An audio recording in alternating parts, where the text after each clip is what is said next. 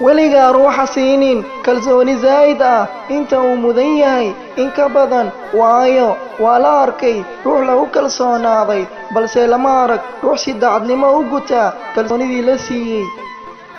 haa, way i khiyaantay, weliba waxay iga tagtay jacaylkii xaddaafka ahaa ay iyada igu beertay qalbigayga, balse maanan filaynin inay si fudud oga faaruqayso qalbigayga.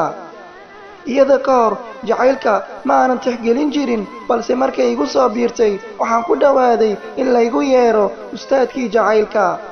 laakiin ma aysan sii socontaa oo daacadnimadayda iyo jacaylkaan u qabay bay ka faa'iidaysatay, ee daciifnimadayda ma aysan ka faa'iidaysan, balse jacaylkeeda ayaa daciif iga dhigay.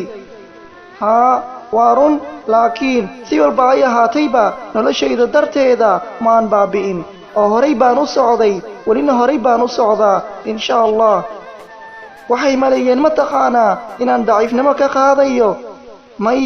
ma aysan noqontaa. waxaysan ogeyn in hadba qofka aan haysto uu igala qiimo badan yahay wax waliba oo dunida dusheeda saaran.